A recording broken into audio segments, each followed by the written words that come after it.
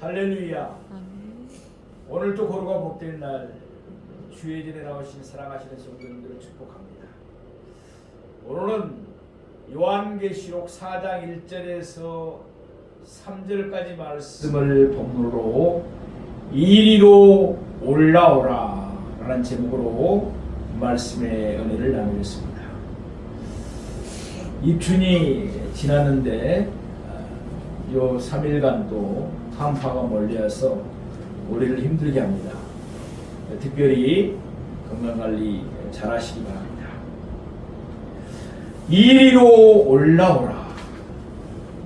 오늘 본문 첫 절인 4장 1절에 나오는 말씀입니다.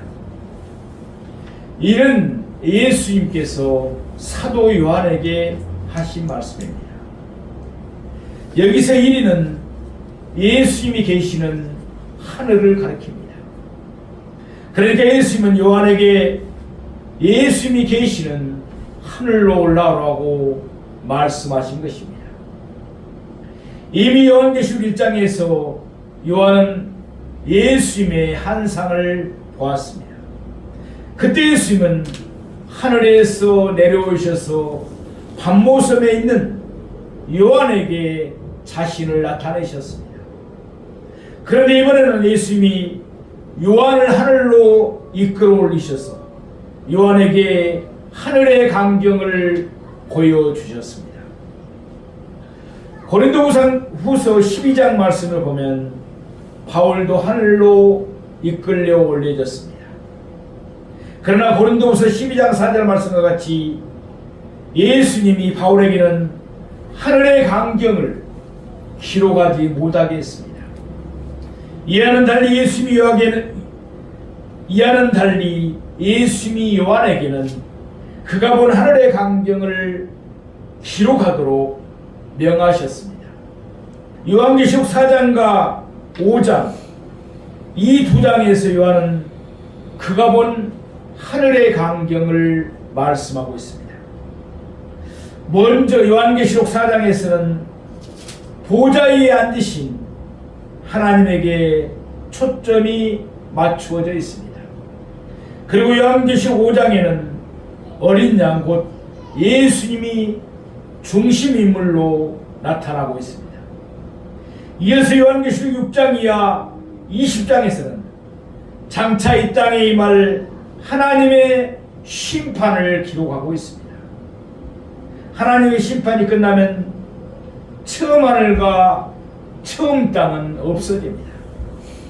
그러면서 요한계시록 21장과 22장에 보면 새하늘과 새 땅이 임하게 됩니다. 다시 말씀드리면 요한계시록 4장과 5장은 하늘의 광경입니다. 그 위에 나오는 요한계시록 6장에서 20장까지는 하늘로부터 임할 심판입니다. 그리고 요한계시록의 마지막 두 장인 21장과 22장은 심판 후에 시작될 새하늘과 새 땅의 광경입니다. 그런 의미에서 요한계시록 4장과 5장은 요한계시록 6장 이하 22장에 기록된 내용 곧 장차 될 일에 대한 수론에 해당한다고 할 수 있습니다. 장차 있을 심판도 하늘로부터 임할 것입니다. 그리고 새하늘과 새 땅을 창조하시는 분도 역시 하늘에 계신 하나님이십니다. 그럼 이제부터 요한의 기록을 따라 그가 본 하늘의 광경을 차례대로 상고해 보겠습니다. 오늘 본문은 요한이 본 하늘의 첫 광경입니다. 오늘 본문을 세 대지로 나누어 상고해 보면서 우리도 감격스러운 마음으로 하나님의 보좌가 있는 하늘을 바라보기 바랍니다. 첫째로 예수님은 요한을 하늘로 부르셨습니다. 우리 요한계시록 4장 1절 말씀을 보겠습니다. 이 일 후에 내가 보니 하늘에 열린 문이 있는데 내가 들은 바 처음에 내게 말하던 나팔 소리 같은 그 음성이 이르되 이리로 올라오라.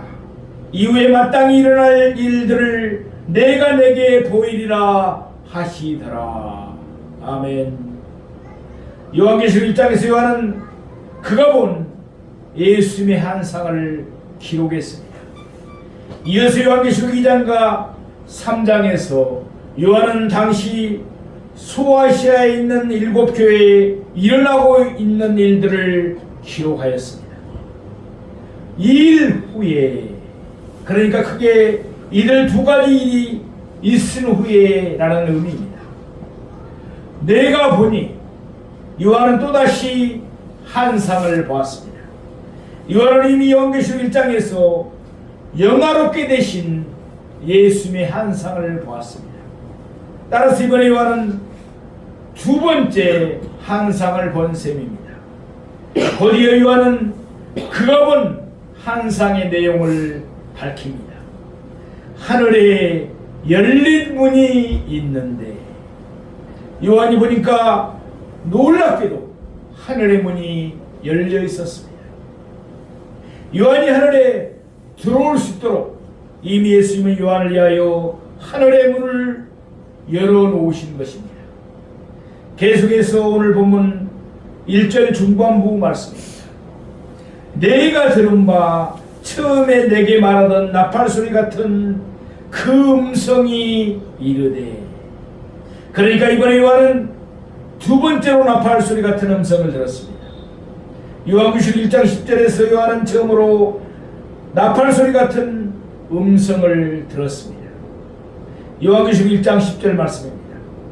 주의 날에 내가 성령에 감동되어 내 뒤에서 나는 나팔소리 같은 큰 음성을 들으니, 이미 상고해 본 대로 요한이 들은 나팔소리 같은 큰 음성은 예수님의 음성이었습니다.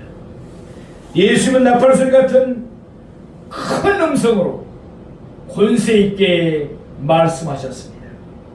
먼저 예수님은 요한에게 이리로 올라오라고 말씀하셨습니다. 예수님은 하늘에서 내려오신 분입니다. 예수님은 부활 후에 다시 하늘로 올려주셨습니다. 지금 예수님은 하늘에서 우리를 위하여 간구하십니다. 또한 우리를 위하여 거처를 예비하고 계십니다. 이와 같이 예수님은 하늘에 계십니다. 그러나 예수님은 하늘에만 머물러 계시지 아니하셨습니다. 요한계시록 1장에서 예수님은 하늘에서 내려오셔서 반모섬에 유배되어 있는 요한을 찾아오셨습니다. 그리고는 환상 가운데 자신을 요한에게 나타내셨습니다. 요한은 환상을 통해서 예수님이 교회와 늘 함께 하시며 계수하여 역사하심을 깨달았습니다. 요한은 예수님이 교회를 위하여 간구하시며 교회를 깨끗하게 하시고 말씀으로 인도하시며 교회를 지키시고 교회를 통하여 영광을 나타내심을 알게 되었습니다. 예수님은 환상을 통해서 박해를 받고 있던 요한과 성도들을 이루하신 것입니다. 그 후에 예수님은 하늘로 되돌아가셨습니다. 그러다가 이번에 두 번째 환상에서는 예수님께서 하늘에서 내려오지 않고 도리어 요한에게 하늘로 올라오라고 말씀하셨습니다. 그러면 예수님이 요한을 하늘로 부르신 까닭이 무엇이었을까요? 오늘 보면 1절 후반부에 있는 말씀을 보시겠습니다. 이후에 마땅히 일어날 일들을 내가 내게 보이리라 하시더라. 이처럼 예수님은 이후에 마땅히 일어날 일들을 요한에게 보여주려 하셨습니다. 이것이 바로 예수님이 요한을 하늘로 부르신 까닭이었습니다. 요한계시록 1장 19절에 있는 말씀입니다. 그러므로 내가 본 것과 지금 있는 일과 장차될 일을 기록하라. 예수님이 요한에게 명령하신 대로 요한계시록의 내용은 요한이 본 것에 대한 기록과 지금 있는 일에 대한 기록과 장차 될 일에 대한 기록으로 크게 세 부분으로 나누어져 있습니다. 먼저 요한은 그가 본 예수의 환상을 요한계시록 1장에 기록했습니다. 그런 후 요한은 소아시아에 있는 7교회의 현재 상태를 요한계시록 2장과 3장에 기록했습니다. 이제 마지막으로 요한은 장차 될 일을 요한계시록 4장과 그리고 22장까지 기록하고 있습니다. 물론 요한계시록 4장과 5장은 장차 될 일의 내용 자체를 담고 있지는 않습니다. 요한계시록 4장 5장은 이후에 마땅히 일어날 일들의 무대가 되는 하늘의 광경을 설명하고 있을 뿐입니다. 이는 이 땅에 일어날 일들이 하늘로부터 임함을 보여주기 위함입니다. 사랑하시는 성도 여러분, 요한은 예수님을 위하여 박해를 받아 pat모섬에 유배되어 있습니다. 요한은 예수님의 충성된 증인이었습니다. 그러므로 예수님은 하늘의 문을 여시고 요한을 하늘로 부르셨습니다. 이후에 마땅히 일어날 일들을 요한에게 보이시기 위함이었습니다. 이와 같이 신비한 경험을 통해서 요한은 인류의 역사를 주관하시는 분이 누구인지를 분명하게 깨달았을 것입니다. 인류의 역사는 세상의 군왕들이 바라는 대로 되지를 않습니다. 공중의 권세 잡은 자 권마귀가 역사를 주관하지도 않습니다. 인류의 역사는 오직 하나님이 정하신 대로 진행되는 것입니다.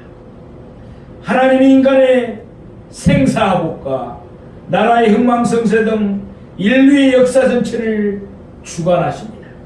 그러므로 전능하신 하나님을 바라보면서 하나님을 의지하고 하나님의 돌보심을 받는 우리 모두가 되기를 축복합니다.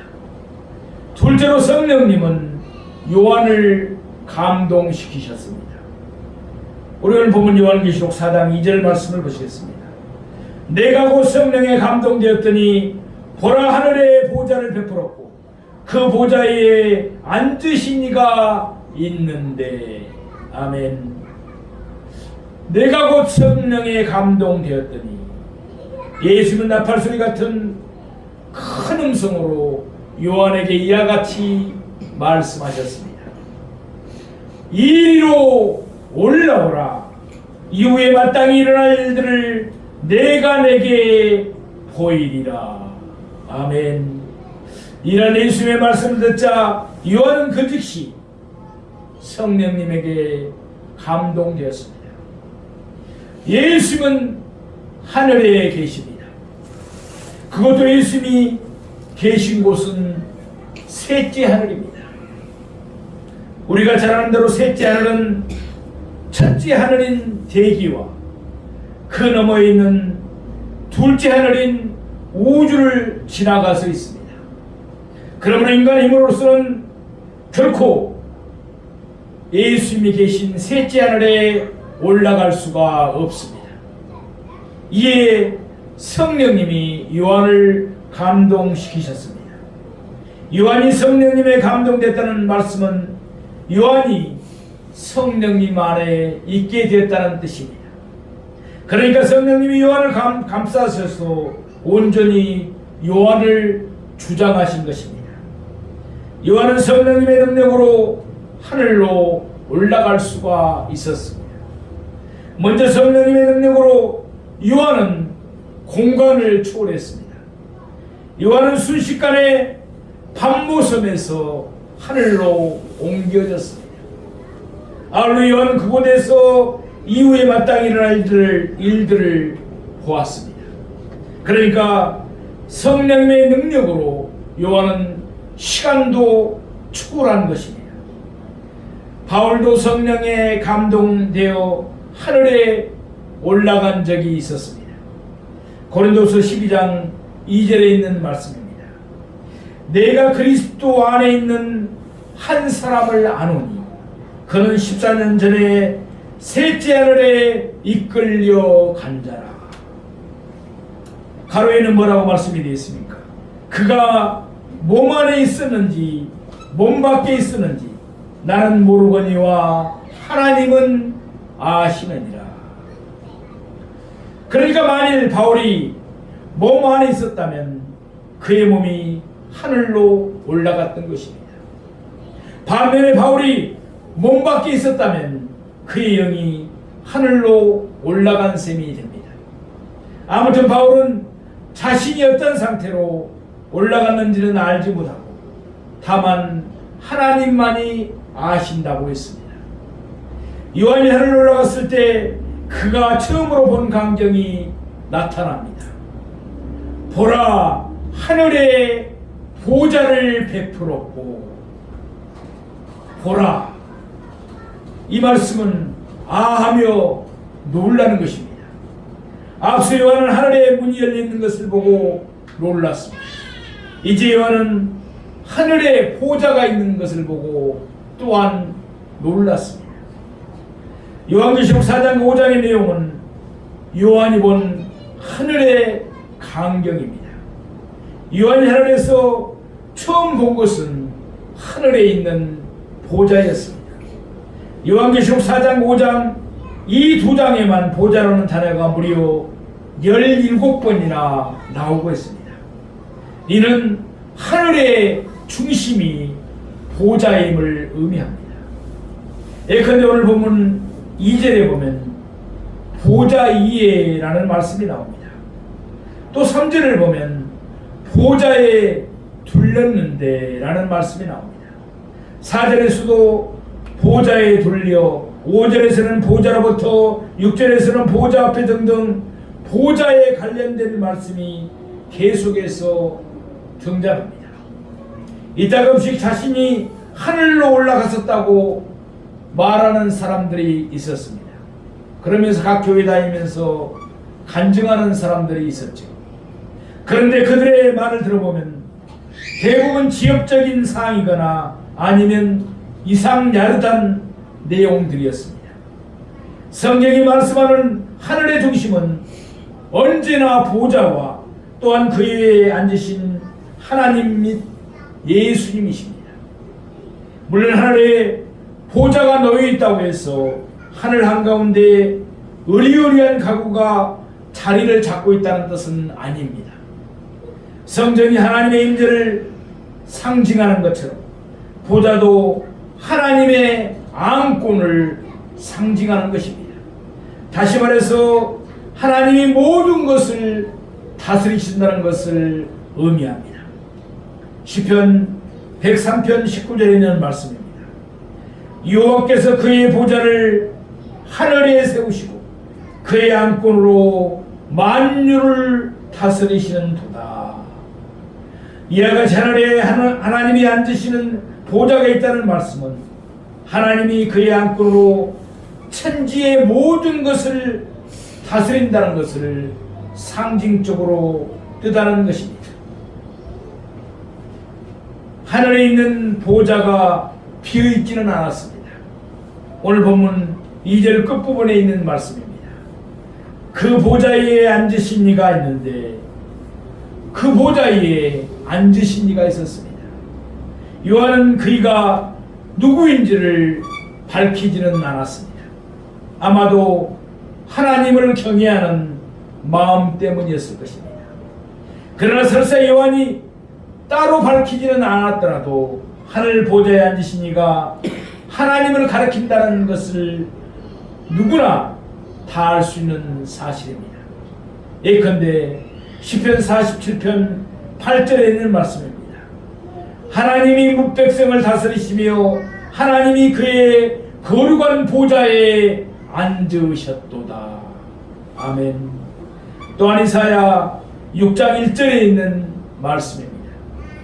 우시아 왕이 죽던 해에 내가 본즉 주께서 높이 들린 보좌에 앉으셨는데 그의 옆자락은 성전에 가득하였고, 이와 같이 성경을 통해서 하늘 보좌에 앉으셔서 온 천하를 다스리신 분이 바로 하나님이라는 사실은 너무나도 분명합니다. 오늘 본문에서 하나님이 보좌에 앉으셨다는 말씀이 오면은 다스림을 뜻합니다. 그러니까 하나님은 보좌에 앉으셔서 이후에 마땅히 일어날 일들을 친히 다스리시면서 주장하신다는 뜻입니다. 사랑하시는 성도 여러분, 누가복음 21장 18절 말씀을 기억하시기 바랍니다. 너희 머리털 하나도 상하지 아니하리라. 아멘. 까닭은 모든 것을 주관하시는 하나님이 우리를 돌봐주시기 때문입니다. 그러므로 늘 하나님을 힘있게 의지하여 하나님의 돌보심을 받고 살아가는 우리 모두가 되기를 축복합니다. 셋째로 하나님은 요한에게 그의 모양을 나타내셨습니다. 우리 오늘 본 요한계시록 4장 3절 말씀을 함께 보시겠습니다. 앉으신 이의 모양이 벽옥과 홍보석 같고 또 무지개가 있어 보좌에 둘렀는데 그 모양이 녹보석 같더라. 아멘. 앉으신 이의 모양이, 오늘 본문에서 요한은 하늘에 있는 보좌의 모양을 설명하지는 않았습니다. 그 대신 요한은 여기에서 보좌에 앉으신 이 곧 하나님의 모양을 묘사하고 있습니다. 하나님이 그의 모양을 요한에게 보이셨기 때문입니다. 앉으신 이의 모양이 벽옥과 홍보석 같고, 하나님은 영이시기 때문에 하나님의 모양을 사람의 모양처럼 얼굴은 어떻고 몸은 어떻고 하는 식으로 묘사할 수가 없습니다. 그러면 오늘 본문의 하나님은 두 가지의 보석으로 그의 모양을 요한에게 나타내 보이셨습니다. 한편으로 하나님의 모양은 벽옥과 같았습니다. 요한계시록 21장 21절 말씀과 같이 벽옥은 수정과 같이 맑은 보석을 말합니다. 오늘날로 말하면 이 보석은 금강석, 곧 다이아몬드에 해당한다고 할 수가 있습니다. 그러면 하나님의 영광에서 나오는 빛은 온 누리에 찬란하게 비칠 것입니다. 디모데전서 6장 16절 말씀을 보면 하나님은 가까이 가지 못할 빛에 거하시고 어떤 사람도 보지 못하였고 또 볼 수 없는 분이십니다. 까닭은 하나님의 모양이 벽옥과 같기 때문입니다.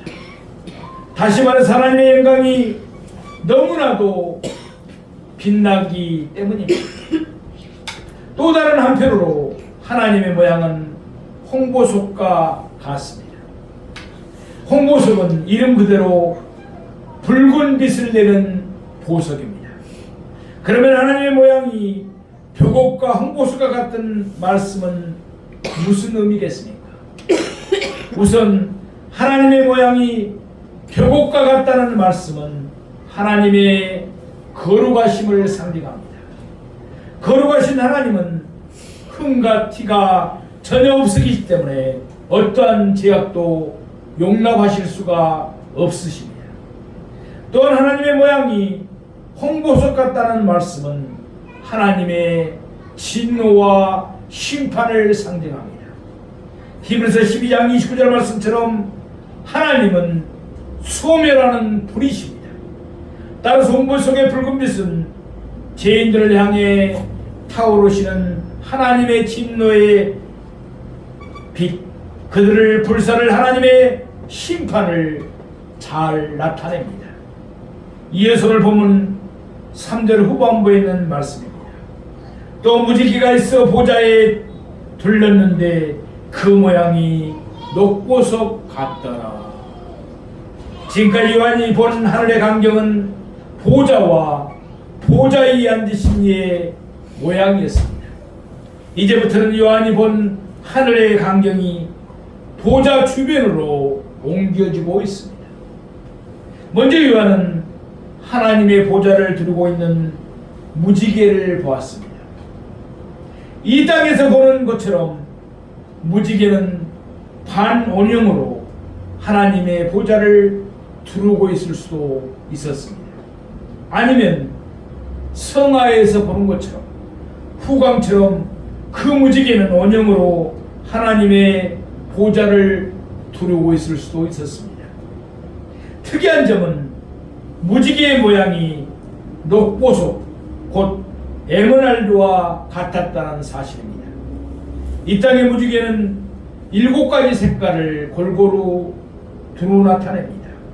그러나 하나님의 보좌를 두르고 있는 무지개는 그 가운데서도 특별히 녹색 빛깔을 두드러지게 나타내고 있었습니다. 녹음이 오진 숲에서 느끼는 것처럼 녹색은 사람들의 눈을 시원하게 해줍니다.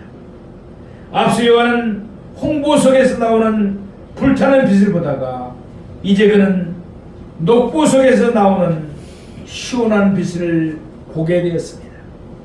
그런 의미에서 녹보석은 하나님의 은혜와 긍휼을 상징한다고 볼 수 있습니다. 이 사실은 무지개에서 보다 확실해집니다. 창세기 9장 13절 말씀과 같이 무지개는 하나님이 세우신 언약의 증거입니다. 무슨 언약의 증거입니까? 우리가 잘 아는 대로 다시는 하나님이 홍수로 모든 육체를 멸하지 아니하실 것이라는 뜻입니다. 이처럼 하나님은 은혜로우셔서 진노 중에도 긍휼을 잃지 아니하십니다. 벽옥과 같은 하나님은 거룩하십니다. 홍보석과 같은 하나님은 죄인들을 향하여 진노하시며 그들을 심판하십니다. 그러나 무지개가 보좌를 들고 있고 그 모양이 녹보석 같기에 하나님은 심판 중에서도 그 언약을 기억하시고 속죄받은 자들을 지키십니다. 사랑하시는 성도 여러분, 오늘 우리는 본문의 말씀을 세 대지로 상고해 봤습니다. 첫째, 예수님은 요한을 하늘로 부르셨습니다. 둘째로, 성령님은 요한을 감동시키셨습니다. 셋째로, 하나님은 요한에게 그의 모양을 나타내셨습니다. 이와 같이 성삼위 하나님이 일체가 되셔서 판모섬에 있는 요한을 이루하시며 그에게 큰 은혜를 베풀어 주셨습니다. 우리도 요한처럼 예수님의 충성된 증인들이 되시기를 원합니다. 그래서 성삼위 하나님이 베푸시는 위로와 은혜를 풍성히 받아 누리는 우리 모두가 되기를 주님의 이름으로 축원드립니다.